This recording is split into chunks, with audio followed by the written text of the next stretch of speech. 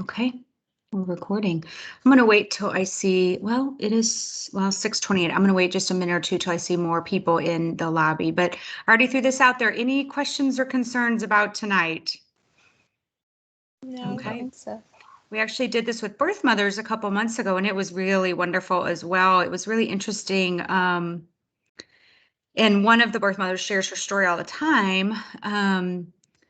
But they said it was just really healing. It actually produced a lot of tears but like good grieving. It just brought one of the birth mothers who placed a long time ago and just still, rights and all that. But she's like, man, I didn't realize this would bring up so much to relive that. And she's got a great situation going on. And so I'm just always really curious to see like, how this affects even our speakers. So I know sometimes when I have to share like how I met my husband or whatever, it kind of makes you lovey-dovey again or whatever. So even hopefully for tonight, this is a positive experience for you guys as well.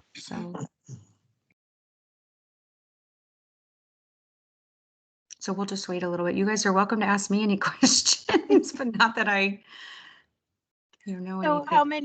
how many parents are right now in the process of adopting through Catholic Charities? So we have about 10 families. We like to keep our families, it used to be like 12 to 15, but adoptions have really slowed down during the pandemic. And just in general, I actually just saw an article about birth rates are really at an all-time low. It was so sad. I was even saying how the low birth rate isn't going to be able to support the retirees coming up. So it's kind of funny, like have babies so we can pay for the older people. Okay. But yeah, so that's kind of where we're at right now. We've changed how we do home studies, which I think is for the better. And we now require a ton of education, which I'm so excited about. Just a lot of like we've had lawyers come share. We have transracial adoption experts come share. We had about openness and adoption and trauma. And so there's just a lot more they have to do before they jump in. So I'm really proud of the work we've been doing there. So, okay, I'm going to start letting people in. And I will have them turn off their screens. You guys don't need to at all. I don't know who the 617 number is. Is that anybody? It's your boss. Oh, okay. Melissa. There's Ashley, everybody. That's right. She said she'd be hey guys, sorry, I'm coming from soccer practice, so I don't have a video on. Yeah. We have some who've come from dance, another one who's literally at baseball. So I was telling the Brinkers, you guys are just a really good example of what parenting looks like in the day in, day out after the adoption, settles. Yep. Okay. I was hopeful to shower before this, but that didn't happen. So it's, Wishful the great thing about Zoom. And Lauren has little ones. So do the Brinkers. How old is your son now? He's trying to think. He'll be 2 next month. Oh, gosh. Oh. I have a 2 and a 5-year-old, so I'm. Yeah. So do we. Aw, yay. Yeah, you guys actually would have overlapped a little bit with us. Okay. I came in at both on the tail end of yours. Okay, I'm going to start letting all of our friends in.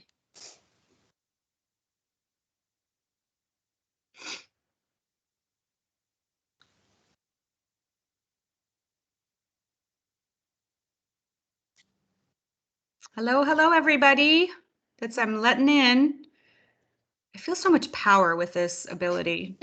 I wish we had this for kids, right? Like you may enter now. Is that what you do for the kids?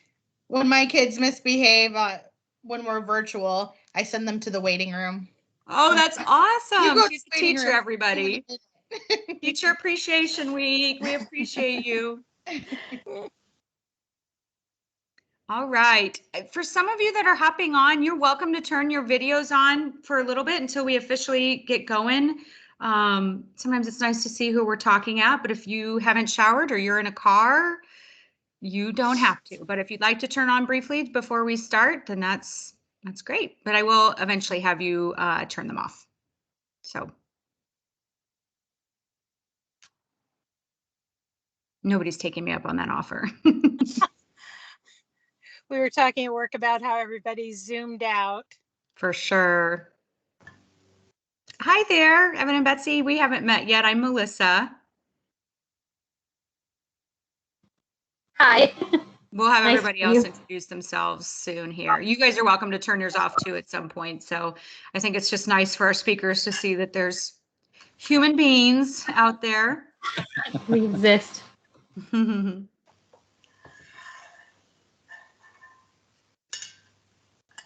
I see one of our waiting families, Josh and Mandy, up in there.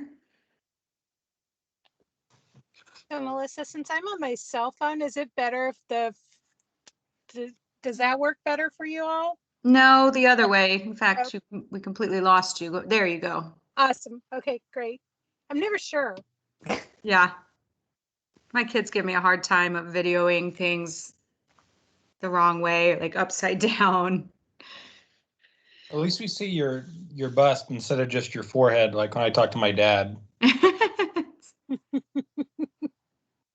Yeah, lots of memes going around. Oh, there we go. Hi. And we haven't met either. I'm Melissa. I recognize your name though. It's the Cups.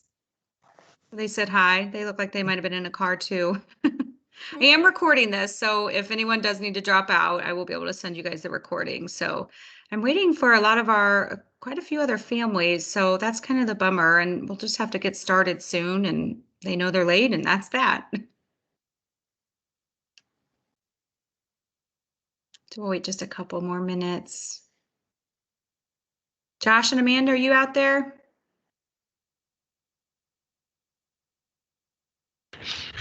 There they are. Yep. Hey, all right. Proof of life. You're good. Josh is downstairs. He'll be up in a second. Okay, that's fine. Good to see you. Good to see you.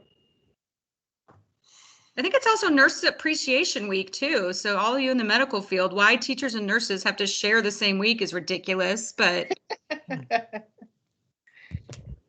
Yep, it's that time of year, I guess. We have to get it in before the end of the school year. my son just started working at a daycare, and I'm so sure he started the week of teacher appreciation. So every day he's coming home with gift cards and candy. I'm like, oh, you are a stinker.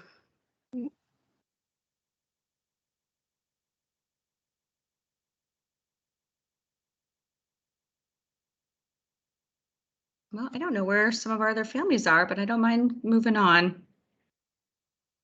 because I don't want to waste time. Go ahead and get started, Melissa. Yep. Okay. Thanks, Ashley. So Ashley is joining us. That's the voice you just heard, and she's our director. And I am the adoption social worker. And I haven't met a lot of you, and so this is a real pleasure to be a part of something that has so much history and so much potential future family making. And so I'm just really excited about tonight. So I'm not going to talk much more. We're just going to jump in for the sake of time because these little panels could literally go on forever. It's just such a great conversation to be having. So and I'm going to keep my eye on people to let in. So we're just going to go ahead and start. We're going to ask, and again, participants, you can turn off your videos if you want. You don't have to, but it might make the screen a little simpler for everybody else. And keep yourself muted. We are going to have time for questions at the end. And so jot them down or put them in the comments section. So that we can handle them that way. Each of these families has a really different story. And so I just am really excited to hear their perspective and what their journey is. So, okay, well, let's get started. So I'm gonna have each one of them share, and we've given some of these questions ahead of time. I'm gonna have each one of them share just a little about their journey and how it started. And I can even pull up the questions, but you guys have them. My panel does. So let me, hold on.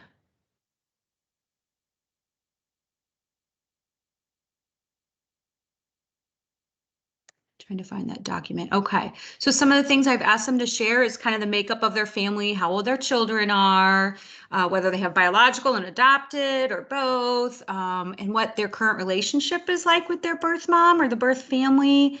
And then maybe what the best part about their adoption experience has been, and maybe even some of the harder things. So we're going to have each one of them share that, and that's going to get us a lot of amazing content, but then we'll kind of go from there. So how about I'm going to go with how you guys are laid out on my screen. So, Margaret, do you mind going first? You're in my top left.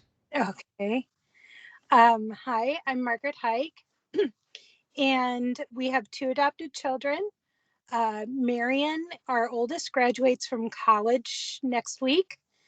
Yeah, and Jonathan, our youngest, is 17, and he's a junior in high school.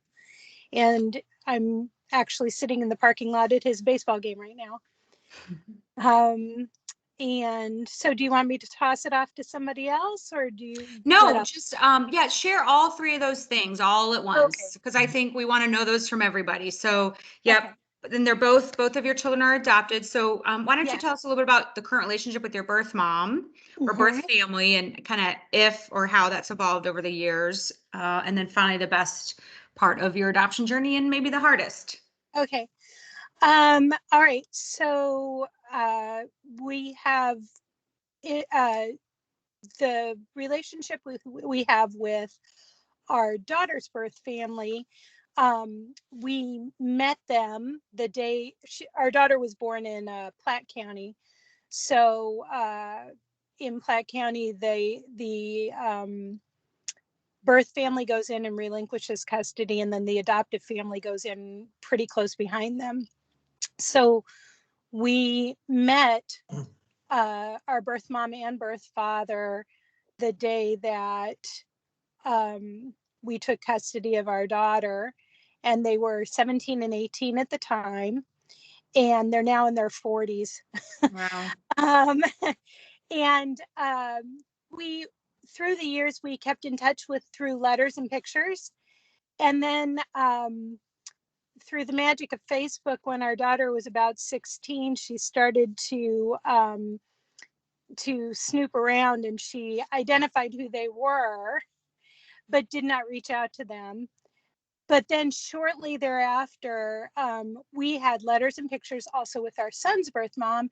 And shortly after that, with our daughter in Facebook, we got a letter from our daughter's birth father informing us that he and our daughter's birth mom had actually gone to high school with our son's birth mother. Oh my And goodness. that they had put all this together. And at that point, it made sense for our daughter to meet her birth parents. So when she was 16, she met her birth parents, and they've been in our life since then. Mainly things like when our daughter was in a play, they would come and see her, or a concert. They came to her high school graduation. They're coming to her college graduation. We see them probably when she was in her last couple of years of high school. We probably saw them 2 or 3 times a year. Now we see them about once a year. And it's a great relationship. They've always been very, very supportive of us as parents. And, they're pretty, in my opinion, pretty amazing people. So our relationship with our son's birth mother is different. I'm friends with her on Facebook. I've Facebook messenger with her a little bit. But our son doesn't have the same need to meet his birth mom. So at this point, that's the extent of it. I talk to her on Facebook. We're friends on Facebook, and that's it. The best part about adoption is, well, being a parent. And the hardest part is I don't know. For me personally, I have always felt like gosh, I've got to do a really good job because I'm raising these children not only for our nuclear family, but there are other families relying on us to do a good job. So I've always felt that. I think that's pretty unique to me, but I don't know. Maybe the other families have something to say. Well, I'm seeing some head nods, so maybe not. Okay, good. Well, then that's good. Yeah. So that's what I have. That's it. Thanks, Margaret. All right, Brinkers, you're in my next view. You want to share a little about your journey and your kiddos? So You're the lone man speaking tonight, so feel Oh. free to chime in. You were pretty active in the process, as most husbands are, but sometimes not. So feel free to speak up and if you So want to. we have our daughter Jade. She was born in Buchanan County. Ollie was born in Green County, and so South. he's from Springfield. We talk to the birth moms for the kids' birthdays. We send the birth parents flowers. We send letters. We reach out. We don't talk to them very often. Just the letters at their birthdays and at Christmas. And that's through Catholic Charities, correct? Not Catholic directly. Charities. Yep. And then Ollie's birth dad wants to meet him when he's 7, but he's had 0 contact for 2 years. Yeah, for 2 years. So, and then Jade's birth mom was in her 40s, and so we don't know Jade's birth father.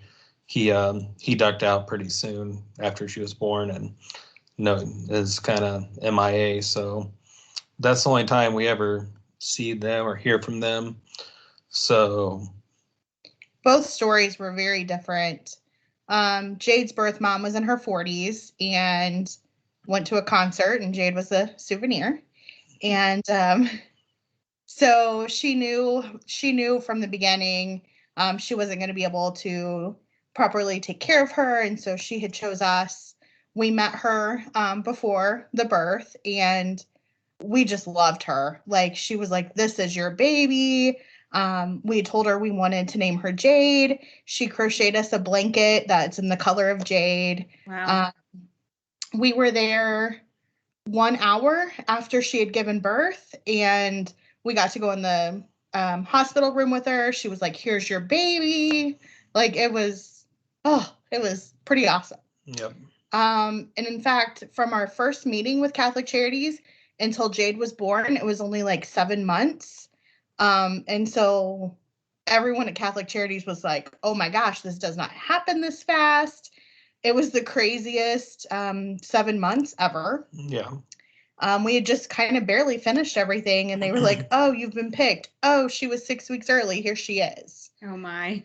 Yeah, it was super fast. And then our Oliver was completely opposite. We did meet them. But after he was born, he was taken to the NICU, and a lot of things had happened, and we didn't get to see him for a couple of days. The birth father was kind of wavering. Ashley sat at the hospital with us for days. Yeah. While, things kind of settled down, and it was heart-wrenching because we didn't know, and that was the hardest one. Without a doubt. But things kind of settled, and he decided that, Oliver's birth mom and dad were 18. So we had a 40-year-old mom and then 2 18. So it was just very different, and I think age played a part of that as well. But now Oliver's almost 2, and everything's grand. And cows. Oh, yeah, and cows. Gotta love cows.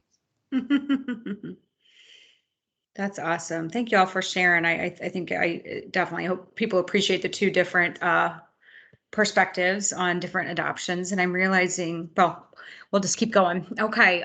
Lauren, you're next in the little Brady Bunch here. Okay. Hi, I'm Lauren. My husband, Matt, was unfortunately unable to make it tonight.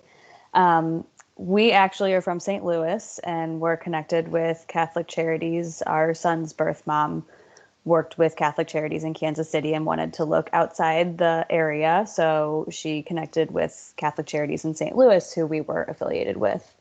We have 2 kiddos. Our daughter Claire just turned 5 a week and a half ago. And our son Ben, who was born in Kansas City, turned 2 in January. Kind of like the Brinkers, Claire was a very whirlwind situation. Our home study had been approved for 3.5 weeks. We got a phone call saying, "You've been picked. The baby was born yesterday. Come tomorrow." Wow. So I called my husband at work and I said, "You need to tell your boss you're not coming in for a few weeks. We need to go buy a car seat and blankets and all the things that you need." So that was a crazy situation. And then Ben, like I said, we were connected with his birth mom through Catholic Charities Kansas City to Catholic Charities in St. Louis, and have had a really open adoption with her. Last summer, she came and stayed at our house for a weekend. She's just this next week, she'll be finishing up her first year of nursing school.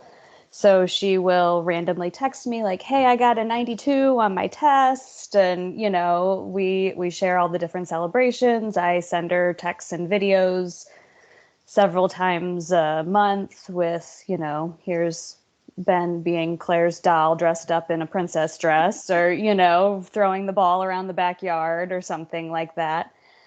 So we communicate pretty regularly. We're actually coming out to Kansas City in 2 weekends, I think. The weekend before Memorial Day to visit with her and her family. So we're looking forward to that a lot. Our relationship with Claire's birth mom has not been quite the same. We didn't meet her until after she was born.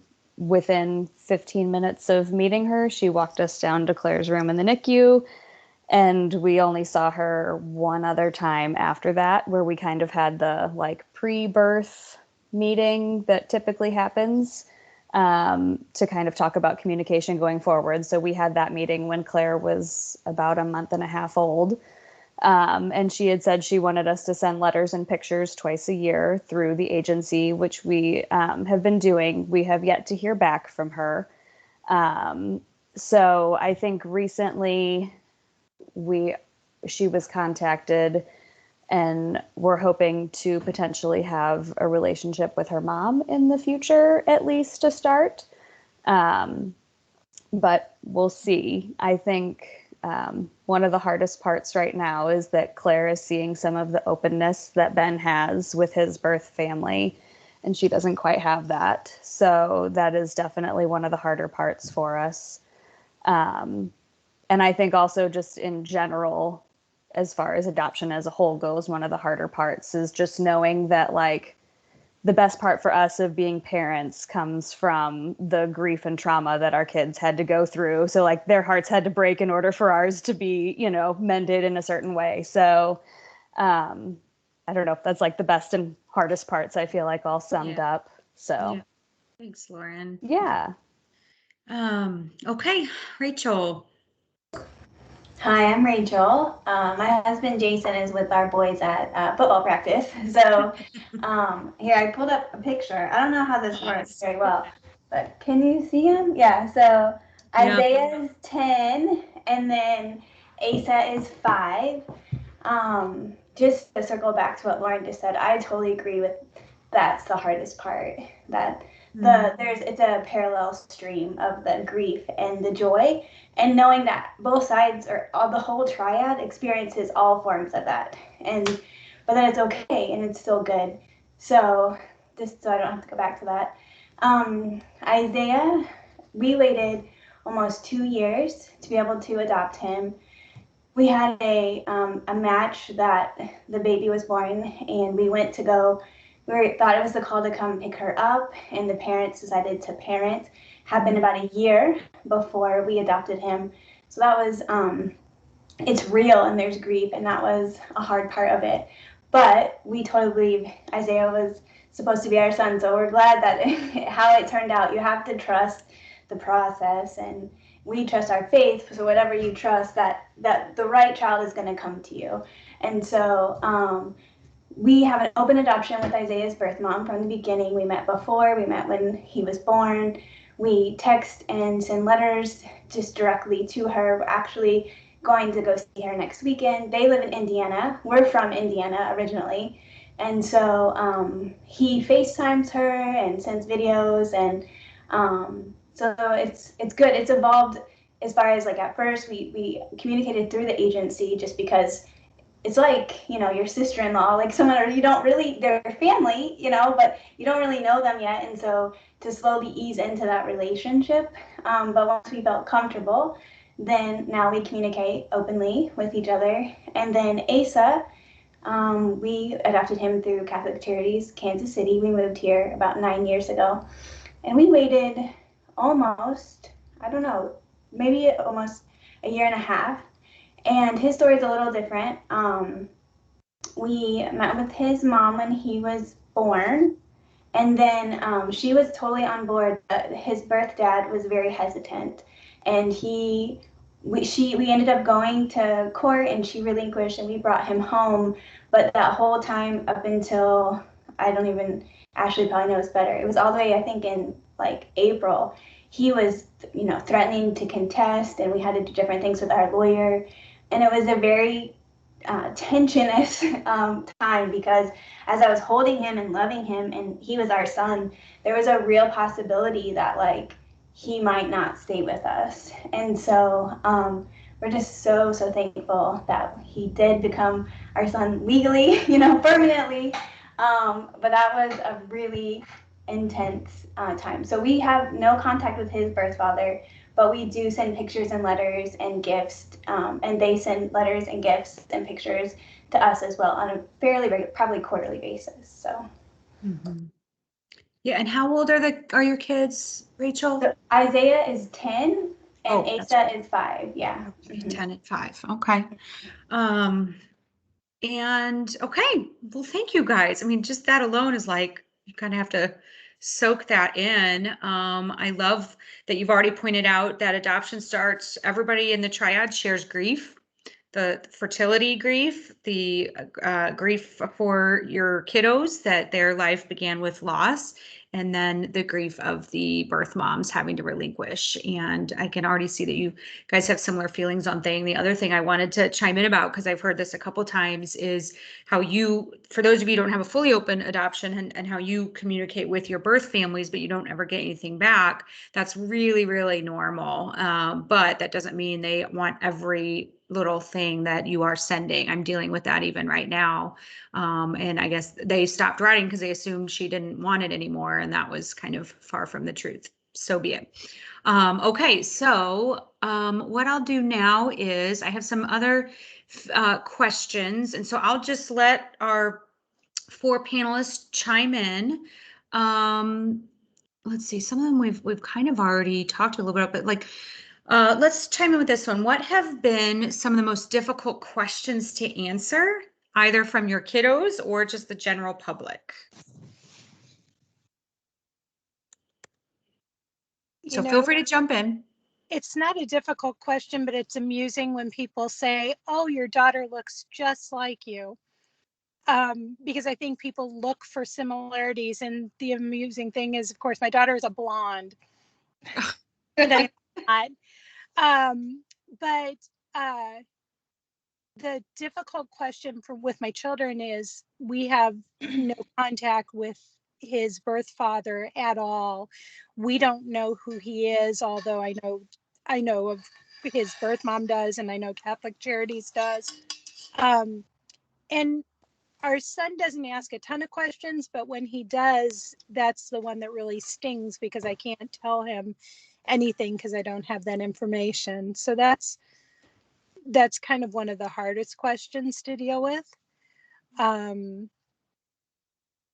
you know, my daughter asked a really interesting question when she was probably 10. And it's kind of the identity question, I think. She said, if I wasn't part of your family, would you like me? Oh, Yeah, or would we be friends? I think is, that kind of question, and I I would kind of guess that every child has some variation on that question, but when it's coming from a child um, who was brought into your family, I think that really stings for them. It stings as a parent to hear those kind of questions. yeah. Hmm. Our And was kids, that, go ahead, Brinkers. our kids are 5 and 2, so they don't really ask questions. Not, I mean, we talk about it, but they haven't asked any direct questions. I mean, Oliver's only question right now is cow. Yeah. Where's the cow? But like questions from like general public, like when people hear, oh, you have adopted, when they ask questions, they don't mean to be insensitive. It's truly a lack of knowledge, but sometimes their questions really sting, and the way you have to address them, like when Jade was born, she was in the hospital, and then she was she wasn't life flighted. She was emergency transported to Children's Mercy just a couple days after she was born. And one of the janitorial staff said, so this is adoption. That's really cool. Did you just like go pick her out? Well, no, like that's not how that works. You don't go to Walmart. And so, and you're like, I know that you're not meaning to be insulting, but like, or they'll say things like, oh, so their birth mom didn't want them. Oh, like, and when they say these things, it's truly out of ignorance. They really have no idea. So kind of preparing yourself for some of those questions, like,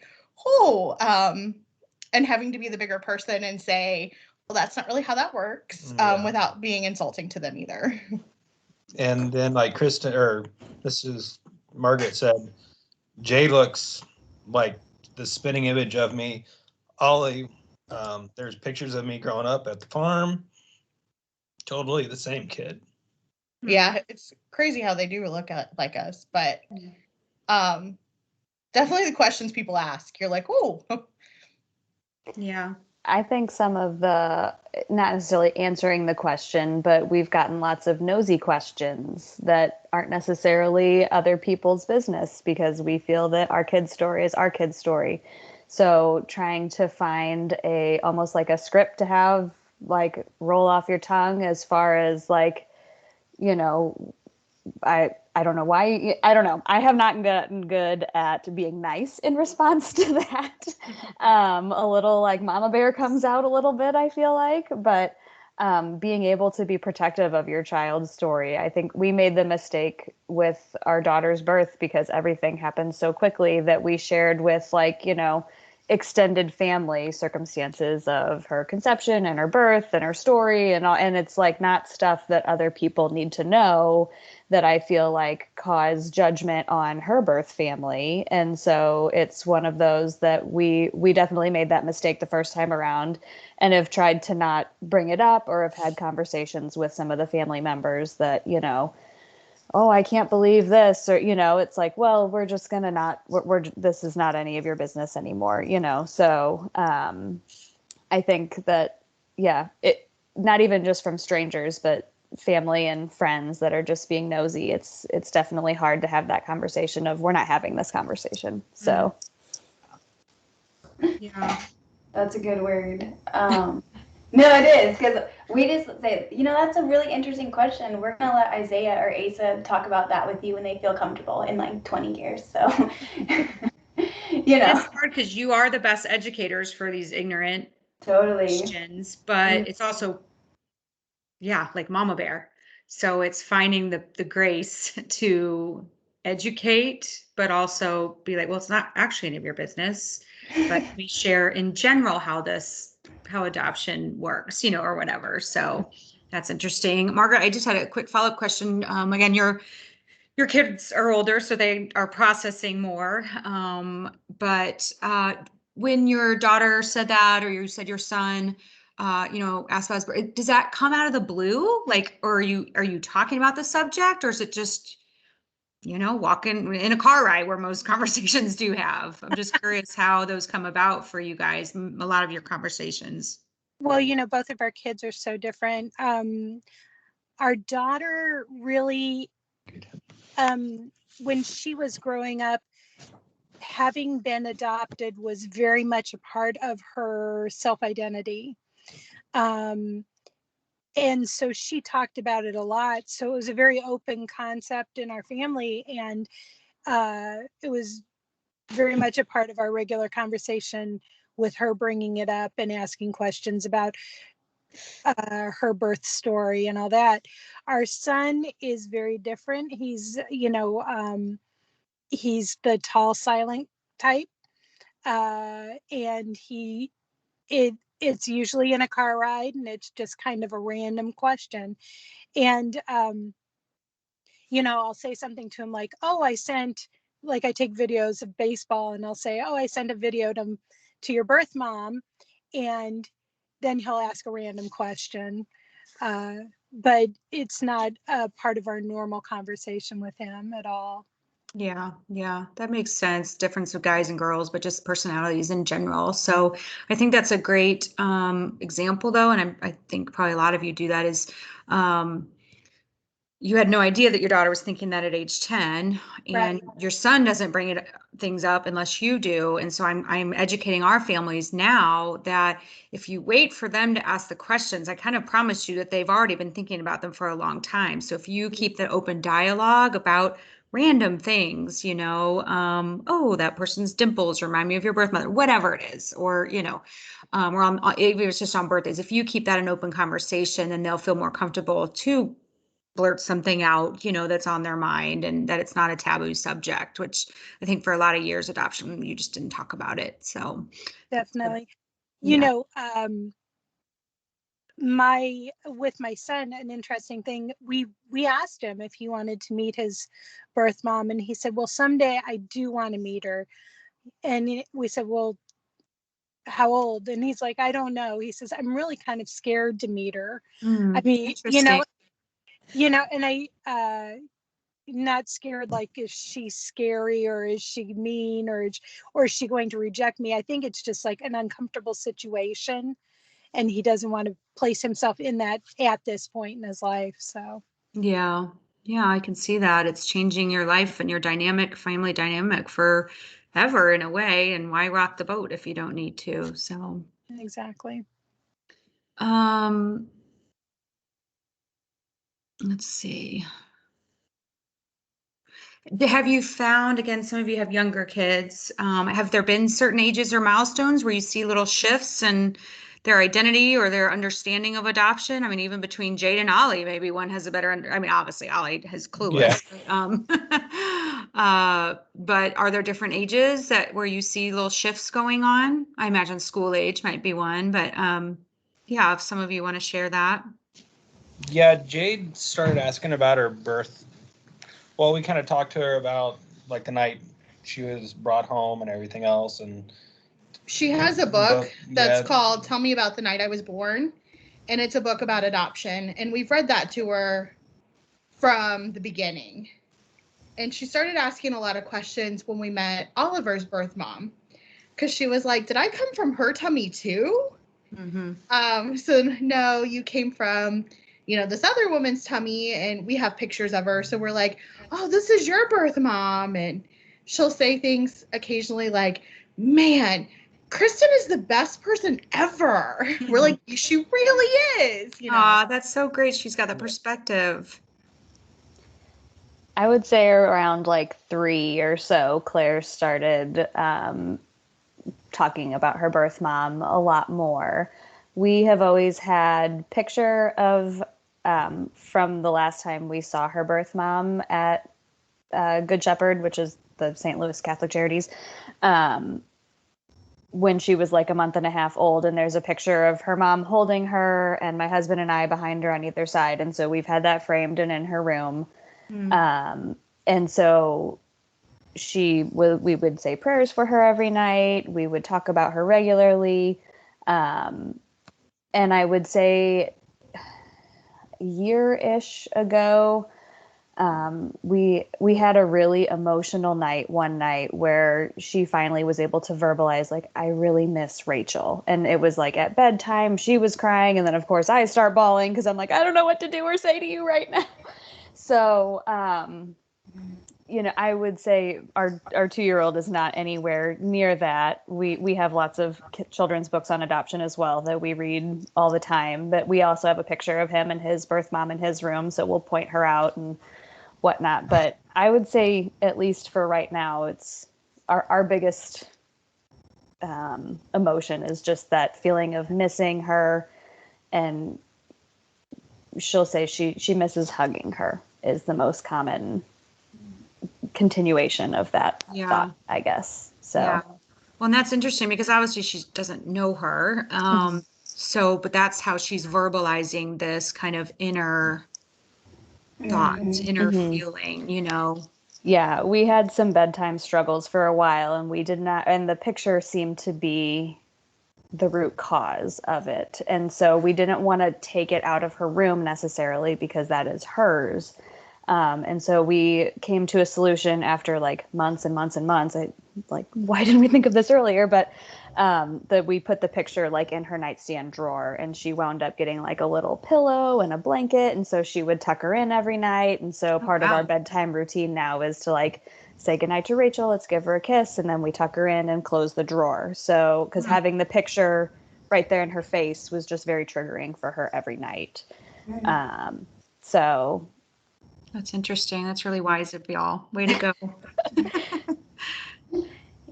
I think for Isaiah, who's 10, once he started understanding how babies and families are made, there's another element of loss, because it's not just like I started with her and now I'm with you. It's like, oh, he understood the concept that we don't have the same genes. We're not like biologically related. And then he was like, oh, me and my brother aren't, and he having to, it sort of stretches the idea of like, okay, are we still family? And of course we are, but like having to sort of process that when you're 7, 8, 9 years old. It's like everybody says this is what the family is when you're taught it or whatever, but it's like, actually, no, we're defined as a family by love and our promises to each other, that we promise to love you forever, no matter what.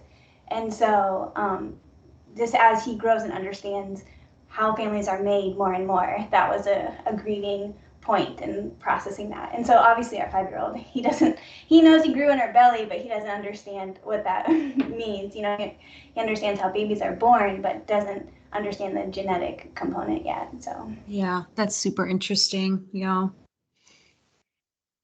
What about for those of you who don't really have any contact with your birth mom, one of your birth moms or birth fathers or whatever? So you have more close adoption. What's something you wish you would have asked the birth parents if you'd had a chance, or had taken in, or whatever? That's kind of to think about that one for a little bit, but.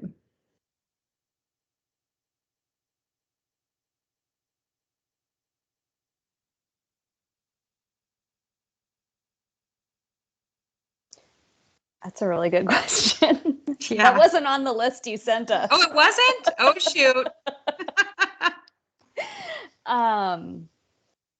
I think the first thing that I would think of for my daughter's birth mom would be, what hopes and dreams do you have for her that we can help her fulfill? It's interesting you word it that way. That's how I've been wording how matches are made, is a birth mother shares their hopes and dreams, and then, hopefully that lines up with the family. So that's the exact verbiage I tend to be drawn to. So thanks. Sorry to throw this. It was at the second email that I sent, I think. Anyway, yeah, other thoughts on those who, and maybe you already met them, but it's been nothing since, or maybe stuff your kiddos are asking that you're like, wow, I wish I would have known that or asked that, or it could be as simple as I wish I had a picture, We're lucky enough that even though we don't have contact with the birth father of either one of our kids, we do know a little bit about them. And so Zach and I, and neither one of us are musical at all, like at all. Both of our birth fathers are very musical. Both are in bands, very strange, but they both are. And our kids are musical. And so we'll say, oh, well, you must have got that from your birth dad, or things like that, that the little bit we do know, we try to kind of relay that a little. Yeah. So that's good. Just even knowing little tidbits like that. Updated medical history is always a bonus too. Yes. Yeah. Yeah. One of our birth mothers was adopted through Catholic Charities herself. So that whole side is just kind of a mystery to us because she was adopted. So we met her parents, but they're not her biological parents. And then now we have Oliver, and yeah, kind of neat circle. That's interesting. A lot of times when someone who is adopted gives birth, it's I don't even have the word, life-changing, because it's the only biological relationship they have. And so that's really interesting. Anybody else with more closed adoptions, things you wish you would have asked or known or done differently? The big thing for us is the medical history piece with our son's birth father, not knowing that. So, but it's so interesting that the Brinkers have a birth parent who was an adopted child, because what little I do know of our son's birth father is that he was an adopted child from Catholic Charities. Wow. Yeah. So there's probably not a good history there either. Yeah. Just because things were so different then. Yeah. And that's actually not abnormal. I know that Lauren's birth mom has adoption in her background. Adoption is so hard to wrap your mind around for just the average Joe on the street and the average woman who faces an unplanned pregnancy. But for those who have experience somehow, whether it was a grandparent, cousin, uncle, sister, it's not as foreign to them. So they are already one step ahead of the average person in realizing that adoption is a valid option. There's still a lot in this world that think it's the craziest idea to place a child for adoption. So I'm not surprised to hear that a couple of y'all have adoption in your birth parent histories. Let's see. I want to have time to have you guys ask some questions. Let me see if there's any biggies that we haven't already talked about. Okay, how about we'll end on this one. They're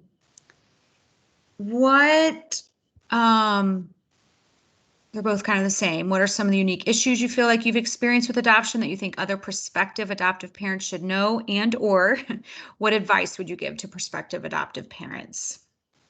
They're kind of two ways to ask that question. Unique issues you think others should know about, or just advice? So this is one that I'm just now at this point in my children's lives realizing, or appreciating maybe.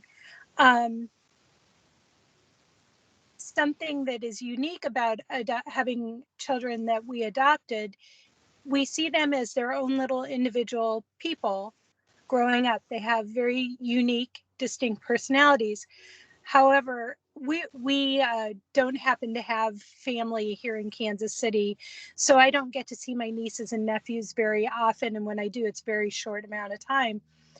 However, my best friend here in Kansas City is a grandmother, and I've been lucky enough to be involved in 4 generations of their family, from her parents down now to her grandchildren.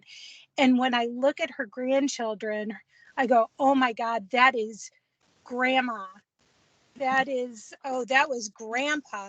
And that's something that adoptive parents don't experience, and you don't realize it till you're watching somebody else's birth family go through that, and you're like, oh wow.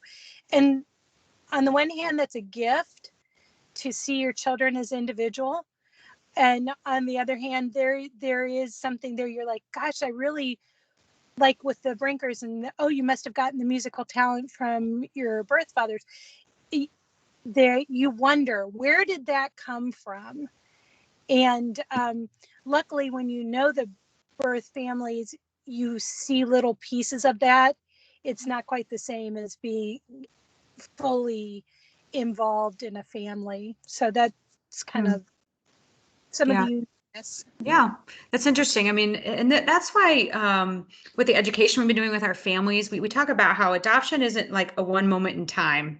It's not an exchange. It is a lifelong journey. And Margaret, you're pointing out something that is a part of that. It's like, oh, now that I'm a grandmother, like I kind of might have to re-grieve a little bit about the loss of that biological connection. Right. So yeah, thanks for sharing that. Anybody else? Thoughts on things you wish you had known, or issues, or just advice? I think one thing is I became a mom through adoption, and so I had a lot of insecurity of like, am I a mom? You know, like working through that, like, how do I do this? Am I doing this right? Like, not feeling like, and then with the birth family involved, like almost at times feeling threatened because she had a biological connection to him, and just sort of like how to navigate that. But like with our second child, I was like, oh no, like I'm a mom, like I can do this, like there's not too many people that can like love our son, like that's, you know, as many as possible want to be a part of it. So I mean, I think becoming a new mom and a new parent is sort of something you just have to wade through anyway with your identity, but adding the adoption component to it, just being like okay with it, like it's gonna feel like all of a sudden you just go and you like you take all these classes and then you just drive to the hospital and you're like, all right, I guess you're my child, let's do this, you know. Like I don't know, but see, my sister, when she had a baby, she said I felt the exact same way. They just brought him in and I was like, okay. So I think there's some like parallel components to becoming a new parent, however you do, but just not freaking out that you're feeling that way and being like, it's okay. And like even like for me, like with my second, like affirm, like not being like weirdo, but like, no, I am a mom, like it's okay, like, and so it's part of it. Adding on to exactly what you were saying, Jade was born at the end of the summer. Zach is a land surveyor, so he's gone a lot during that time of year. I was kind of just like, felt like I was babysitting. Like, okay, when's this kid's mom gonna come get her? And I was like, oh, it's me. Like there was an adjustment to that. It was like the exhaustion, every decision is our decision to make. And I mean, our parents are around, and any advice, you know, it's always there, but we are the ultimate decision makers, not the babysitters. And yeah, that one did take a little while, like longer than I thought. And then when Oliver was born, I didn't feel that quite as much. But like you said, maybe because I had already been a parent for a couple of years. And I don't know what kind of education you guys are doing, Melissa, but we actually just finalized our third home study a few weeks ago as well. And so we had to go through education this time that we did not have to previously. And it was kind of like, okay, we're busy. We already have 2 kids. Like, this isn't our first rodeo. But there was a book that was one of our required readings that I would highly recommend. It's called The Open-Hearted Way to Open Adoption. I don't know if that's on one of your lists or not, but it was really, really good. Okay. So yeah, then that was my advice, was if you don't have to read it, you should. And even people that are parenting, it's amazing if you haven't read it. So, and I'm not a reader, so it was good. I know. And I can't recall, a couple of my families, in fact, Josh and Amanda, I can't remember if you're one of them, tried to find audiobooks of any of these things. But you know, sometimes the books we pick out aren't necessarily like New York Times bestseller, a little bit more obscure, but anyway, I had a question or two to follow up, but I really want to let our families ask some questions here real quick. So not real quick, but less than 10 minutes. So yeah, go ahead and you can unmute yourself and just put it out there if you want. And I'm a big question asker. So if you don't have any, I could probably think of some that you're not even thinking to ask. But yeah, just go ahead and unmute yourself if you have some thoughts or questions or. Did any of your guys' kids have trouble with their friends or feeling alienated at school with other children, asking about the adoption or coming home, crying or having any issues, just feeling a part of because of it? That's a great question. We haven't had anything like that happen. We kind of gave our kids a narrative to go with that they feel confident with, and they just say, yeah, I was adopted. Both my parents love me, that's not the narrative we give. But this idea of if you give them a narrative of and they feel confident in it, then most kids at school, it's only up till 4th grade, but they're like, cool, I don't know, it's okay. So We have a pretty big extended family with our friends and stuff, and they treat our kids like they're one of our own. So We haven't encountered any of that yet. Yep, nothing like that's come up yet. Go ahead, Lauren. I would say we're not in school yet, but Claire will, if we have friends over playing, she'll, go up and grab her picture in her room and bring it down and start talking about her birth mom. So it's not, 5-year-olds aren't, kids can be mean, but 5-year-olds aren't that kind of, they're not, that's way high level for them. But I feel like she would be one that would be confident in sharing her story. So. Yeah, we never had an issue with that at all.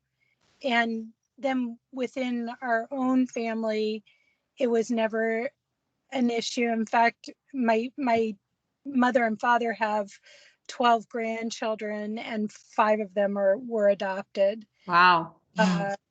So it's almost a 50-50 chance in my family that you were adopted. The grandchildren were. That's awesome. Yeah.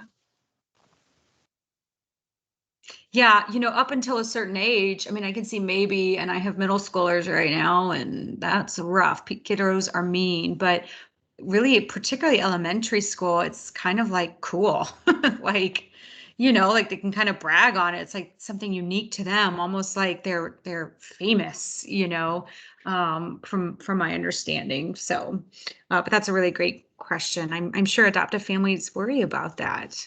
So. Any other questions? I have a question. Sure. So you can turn the camera on if you want. You don't have to, though. I don't have to hide in the dark. So my husband and I are also doing, have thought about doing fostering to adopt, and we've gone through that process to this date. How common is it? Do other, and it's maybe not a question for the panelists, but just a generalized question. How common is it for other families who choose to also just do adoption, also do the foster to adopt route? And is that okay to do that? If we have a foster kid and then we decide to do a home study through that way, how does that work? So I'll just have the panel answer that part, and then I don't mind sticking around with you for a couple minutes after to address some of the broader strokes. But did any of you guys pursue foster first, or you just knew infant private adoption from the get-go? We just did. We didn't want to do the foster care system. I'm a teacher in a very low socioeconomic area, and I deal with DFS almost on the daily. And so trying to compartmentalize my home life and my school life, meshing the two together would have just been, I think, detrimental for my mental health. So knowing that I can leave that part at school, and then I can, when we decided to adopt, that be it, you know, like not loving them and then going back to their families and that kind of thing. So we just kind of knew that wasn't going to be for us.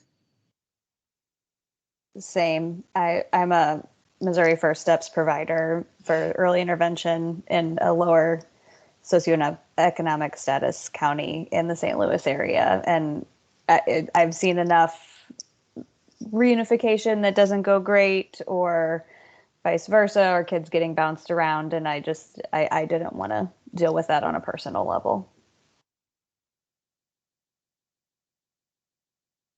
Thanks. But I do know several great foster families, so that have successfully adopted. So yeah, good. Because obviously there's a need there. But yeah, Chelsea, I would be glad to address that here in just a few minutes. So I do want to wrap up.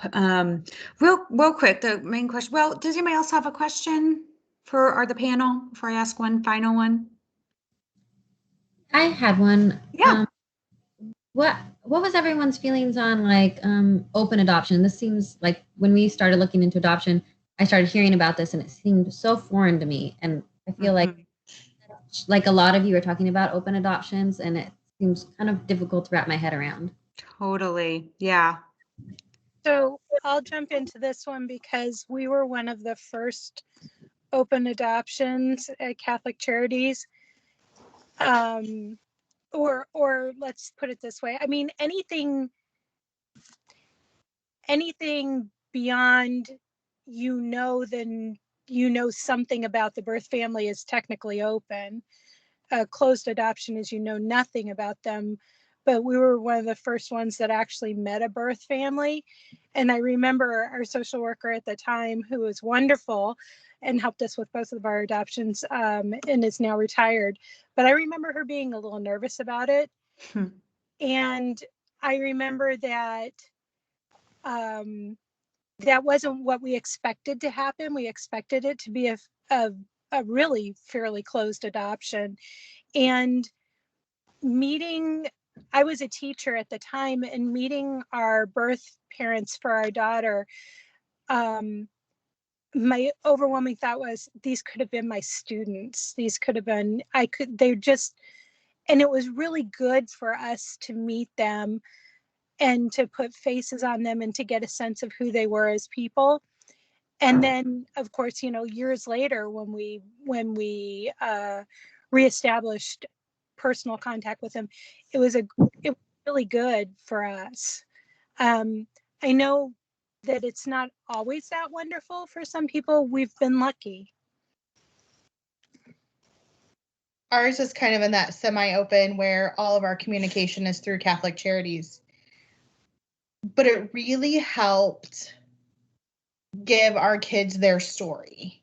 We know why they were placed for adoption. It was not because they weren't loved. It was because they were, and being able to share their story, and it kind of gives them the narrative to what they can say when they get a little older. And we were kind of hesitant at first, but meeting them kind of put us at ease, as well as put our birth parents at ease as well. Like, I know who I am giving this child to. Yeah, Ollie's grandparents were a big part of the adoption process, and his other grandpa was pretty standoffish, and when we first went to our birth meeting, and by the end he was hugging us and he was getting real personable and everything else. So it put his mind at ease, kind of put our mind at ease, saying, hey, my grandchild's not going to a bad home. I interacted with Jade and everything else. So yeah, that's a great point. I mean, you have your fears. Adoptive parents have their fears. Imagine the fears of the birth mothers, right? There's actually quite a different power differential in adoption at times, and really the adoptive parents after birth have all the leg up on things and get to decide. And so, yeah, it's a kind of a two-way fearful street there. Any other thoughts? That's a great question. And you can stick around too, and I'll address that. And well, I can actually suggest the book Lauren said, but most of my adoptive families go through your thinking. So it can be a scary thought initially, I think, having that, I guess the best word would be like threat of someone else in there. But like, I'm sorry, it's Rachel, I think. Okay. Like Rachel said, having just those extra people that can love your kids the way that you love them. And it grows into it can grow into such a beautiful relationship. And it's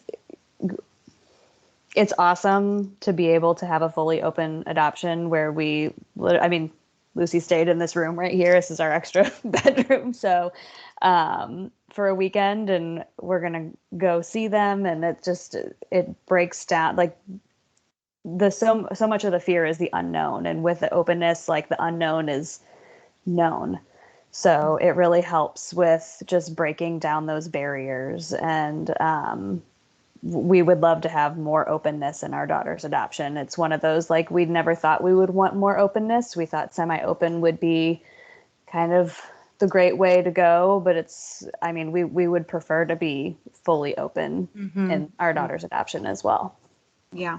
Yeah. Thanks, Lauren. Actually, I hear that quite often after the fact that, once you're in it, you kind of wish there were more contact. So, well, y'all, I could just sit here forever and listen and process. And I imagine maybe for our adoptive parents, like, you don't get to talk about this that much with other peers who've adopted. So I hope that it was really, meaningful to you as well. And I'm so glad that we recorded this so that I can share with some of our families who weren't able to be here tonight. And so just a giant thank you for being willing to share your story, and for our adoptive families who are hoping to adopt someday. Thanks for your good questions and being open to hearing other stories. Yours will look probably entirely different. That's the surprise of adoption and any child rearing, really, but any wisdom that you can glean from just the similarities of this journey, I think, is really important. So if anyone wants to ask me a question or two, feel free to stay on. I'll stick on for a little bit longer, but I'm going to let everybody else go. So hang on real quick. Oh, Melissa, yeah. If I may say a few words. This is Yeah, actually, good. I work with Melissa at Catholic Charities. Special thanks to the families. You really have taken me down a memory lane tonight, and it's been fun. And so thank you guys for your bravery and for sharing your story with our other families that will be sitting in your shoes, at their appropriate time, when God knows that their baby is coming to their family. So thank you guys all very much. It was a wonderful evening. Thanks for saying that, Ashley. Yeah. All right. Well, I'm going to stay on for anybody who wants a few words with me or wants to answer some other things. But otherwise, good night to everybody else. Enjoy the beautiful night if you're in the KC area anyway. Thanks, Melissa. Bye, guys. Bye-bye. Bye. Thanks.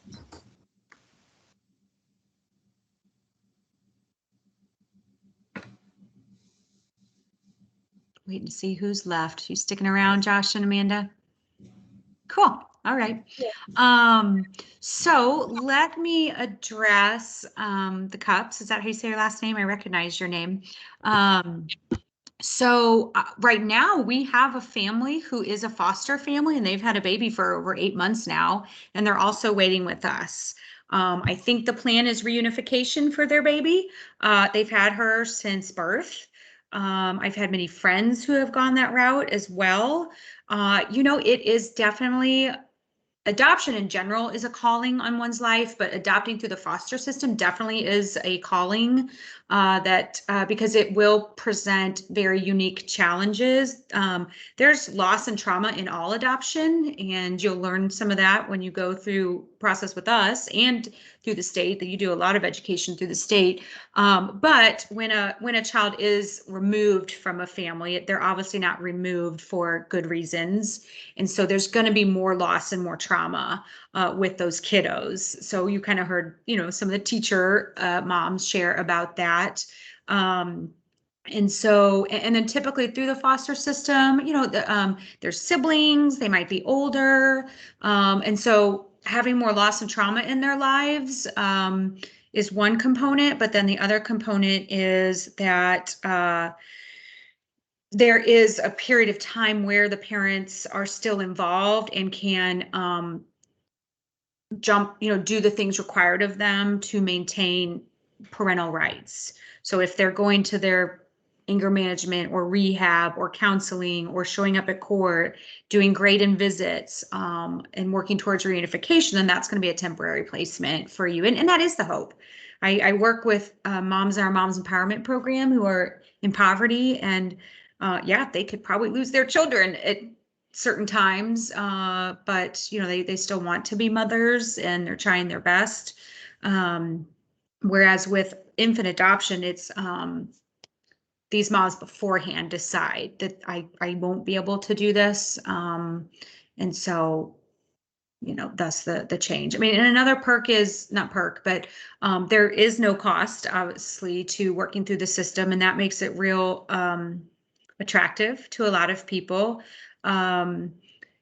One, because there's such a need, but two, they're also with that, the state offers a lot of help. You get health insurance, you actually even get a stipend to help with fees and things like that. So, there's a great need for foster families, and a lot of times it can end in a beautiful adoption. I know in the state of Kansas, they've now delineated their paths of because I have friends who want to only foster. They don't want to permanently add to their family. So they just want to foster. And I have folks who their main goal is adoption, right?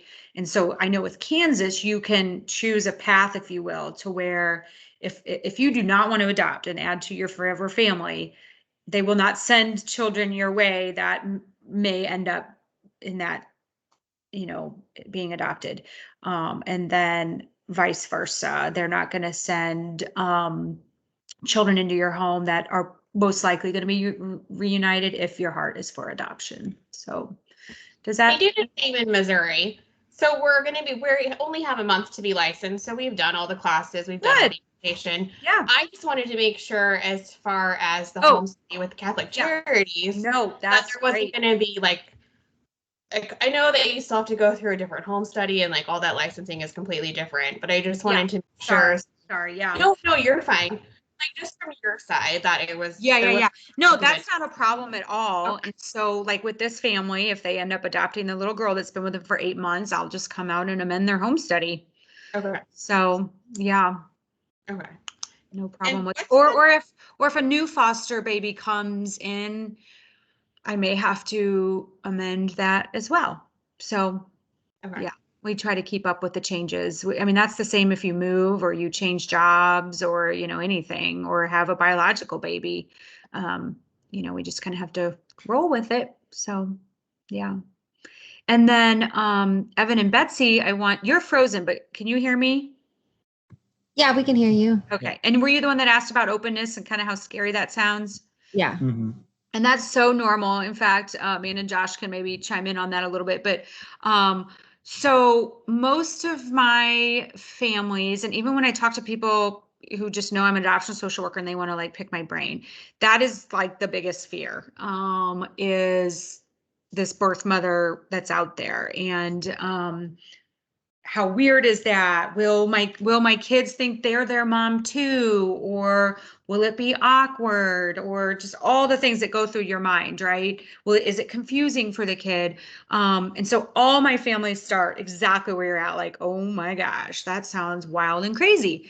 But through education, including a night like tonight, it's huge to see, those people are doing it and it seems actually really nice. So through things like this, through that book that I would really strongly recommend to you, The Open-Hearted Way to Open Adoption, not only do we require it, but almost every adoption agency in the Kansas City area is going to require it. So you'll have a leg up when the time comes. So my families, they read that book, they participate in things like this. We had a birth mother panel a couple months ago. And all of my families will say they slowly move along the spectrum of being comfortable with that idea.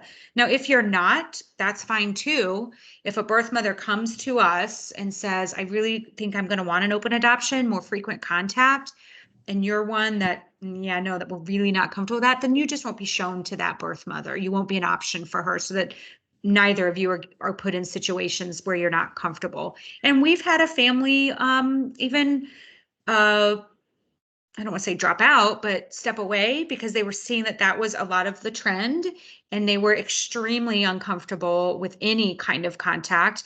He himself was adopted back, he's 45, probably 40, and his parents never talked about the fact he was adopted. They didn't talk about the birth parents. There was no, and so he's coming from that place, and he, didn't really want to go there, didn't want to talk about it, and so they just stepped away, and that's okay too. They realize that the face of adoption is changing. Although I will say most of our adoptions are probably semi-open, meaning you exchange pictures and letters and all that through the agency.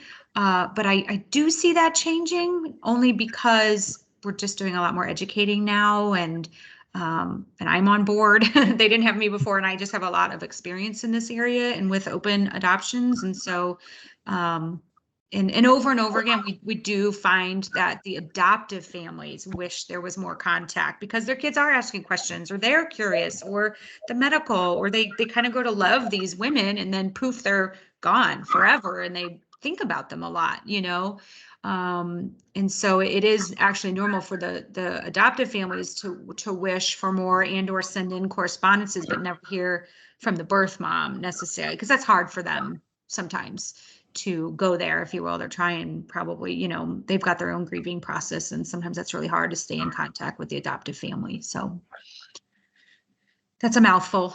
I don't know if that even addressed what you were thinking, but Yeah, it's normal. I want to hear you say you're 100% in the norm at the stage you're at in adoption. so it sounds like there's a shift in trends there, like where we used to only do closed adoptions, and now we've moved. How is that? So I started an adoption around the time that Margaret adopted, and I didn't have many open adoptions, but that's when semi-open started. So closed adoptions are like what you think of with older people. We just got, this is so heartbreaking. Someone who's 50 contacted our agency, just found out they were adopted. Their parents took it to the grave with them and had no idea. All three of the siblings were adopted, and they had no idea. That's kind of shocking, but that's how it was back then. Or if you knew you were adopted, that's all you knew. And you never talked about it ever. And then, through just good research and time, we see that that's actually not healthiest for anybody involved. The birth mother's not allowed to grieve and process. The kiddo is left with nothing as far as a connection and help with their identity formation. All teens and people in their young 20s are trying to figure out, who am I, whether they're adopted or not. And then the adoptive families, they are able to come to terms with a lot of different things and have, like Rachel said, that's like, there's more people that love my child. Like, how can that be bad? So I would say the semi-open kind of started because we were seeing, wow, it's actually really important for there to be some type of communication. This is a child we're talking about, not like a gift exchange at one point in history. And so I would say about 20 years ago, the semi-open started to happen. And then, between now and then, you're seeing more openness because you're seeing it happen in healthy ways. So there's some mirrors out there that are showing, wow, this actually works, and it works well. And so with the education and books writing and panels like this, again, I think more and more adoptive families are opening up their willingness to do that. I think that birth mothers probably most secretly wish they could have an open or semi-open adoption, but might be afraid to say so, or it's too scary for them as well to go there. But so I would say the option is definitely more talked about, we're still doing primarily semi-open adoption. And sometimes what it'll do, like somebody said, it can morph, kind of like a sister-in-law. You're like, oh, you're my family, but I actually don't know you from Adam. And so it kind of evolves over time. How I've heard it explained also is it's almost like your aunt, a third aunt. It's like, okay, she's in my life and she, we know she's there and we love her and she's family, but my kids don't look to her as a parent necessarily. There's not confusion about who your mom is. That's Aunt Kathy or whatever. So, and if there's boundaries that need to be set, like maybe things get a little uncomfortable, then just like you would set boundaries with Aunt Kathy, you talk through that, and we're always in the picture and talk through that as well. My very close friends started out like so fearful of birth mothers, and now they're similar to Lauren. They spend the night together. It's crazy. Not crazy. It's just fascinating to watch that relationship. So, and obviously whatever's best for the kiddo, that's everybody's heart. So sometimes you do need to take a step back from communicating with your birth mom because maybe kiddo is struggling. Or I just had another thought, but it left me. So it ebbs and flows. A lot of families though can use the excuse of their kids when really it's just kind of about a little fearfulness. But my friends who do have more open adoptions, they say the work and awkwardness that is involved is worth it in the long run. So, but don't worry, you won't be forced into any relationship that you're not comfortable with. So, and you'll learn all that as you journey on. Thank you. If they choose it closed at first, can they always change it to being open? Like if they, let's say they regret it, can they always reach out and like want more of an open adoption, like the parent? Yeah, it's harder to do. I mean, you definitely hopefully start out at semi-open, and we actually require pictures and letters whether the birth mom wants it or not. We have some moms who rape is the situation, and we keep those pictures and letters that first year in their file, and if 10 years from now they've grieved and would want to reach out, they can. We keep absolutely everything. Some of my families, I do a lot of searches and correspondence, so I'm talking with someone right now. I think the kiddo's in first grade. They haven't communicated in a while. I have another one who their kids are graduating college or high school, and they really haven't communicated since those early days. So I've suggested to them, why don't you start writing letters again, and I'll convey that, I'll get them there, and let's hope that, and you can convey, just the one today, it was a closed adoption. I can really tell the birth mother, she pops in anytime she moves. Here's my new address in case anything comes. And they don't know that about her, that she does come in so often. Thankfully, they do send some things periodically. And so the birth mom or the adopted mom just today said, this started out as a closed adoption, but we're kind of open to more contact if she is. And I think her little boy, is 7. And so we'll navigate that together. And they'll, So, at a certain point, we're not allowed as an agency to share any identifying information. So even if you guys are best friends and sending letters every single day, and that's what happened with Lauren and her birth mom.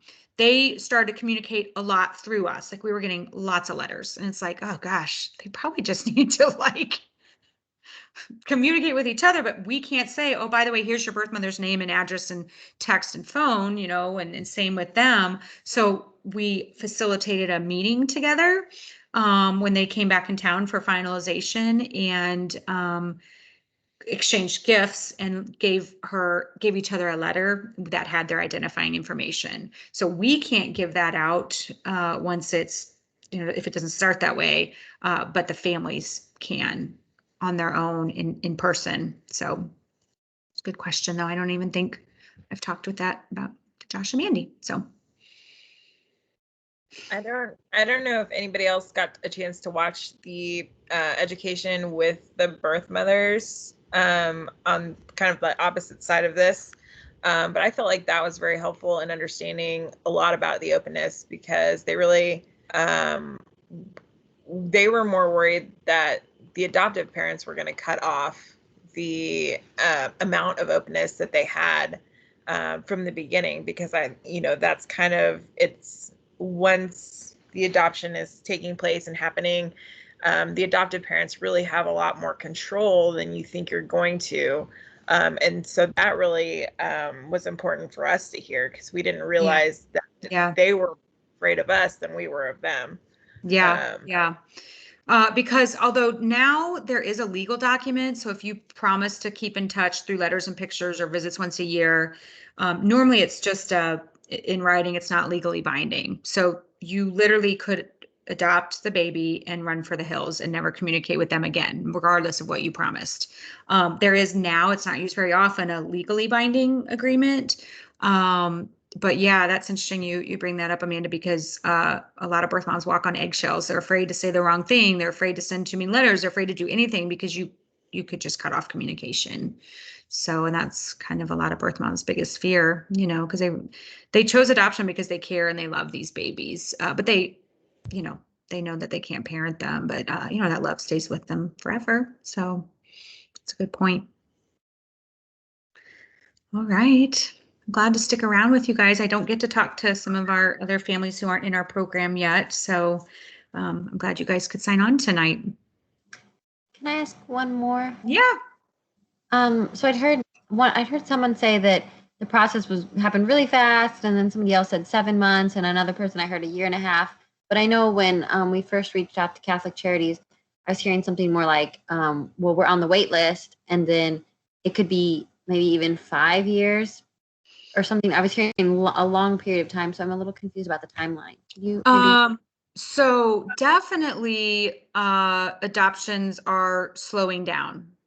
And so I'm not surprised that a lot of the families you heard from tonight, it was a little bit quicker. I think I was sharing early on. I just read an article today that birth rates are at an all-time low.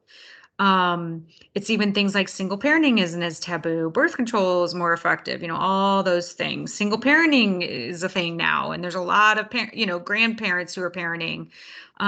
So yes, which then therefore means that the wait can be longer. And because the wait is longer, our wait list is growing because we're not bringing on new families. Josh and Mandy, how long did you guys wait on the wait list?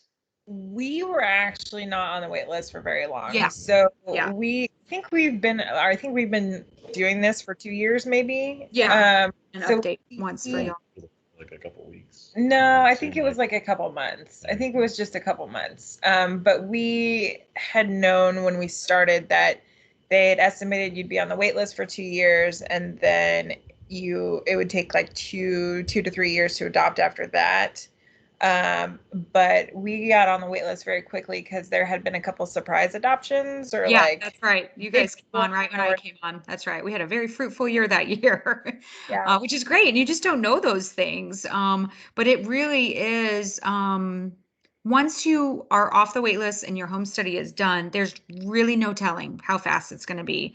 We've had quite a few families who are chosen before they even have a profile made. They're like sending us black and white pictures and they actually get chosen, which I kind of love. It shows that your profile doesn't necessarily have to do the selling for you.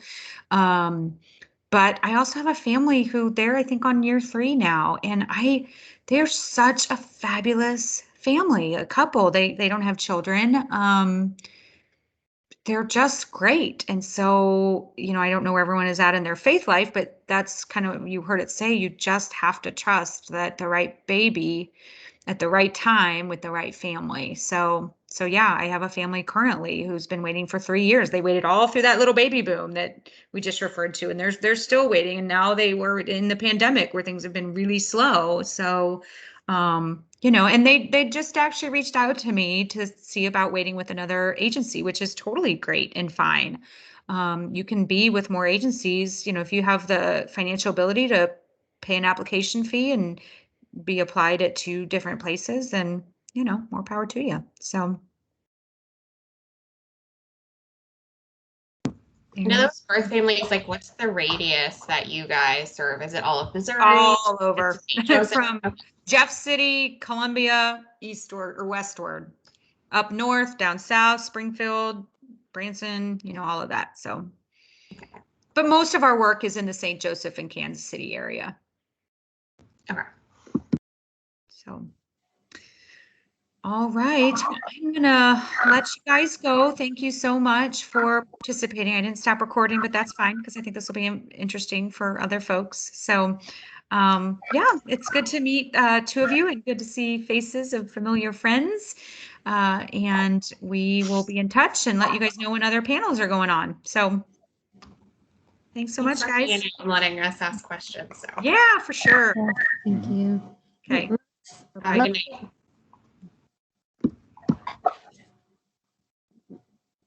She's off. I'll email her. I'm just wondering like where we are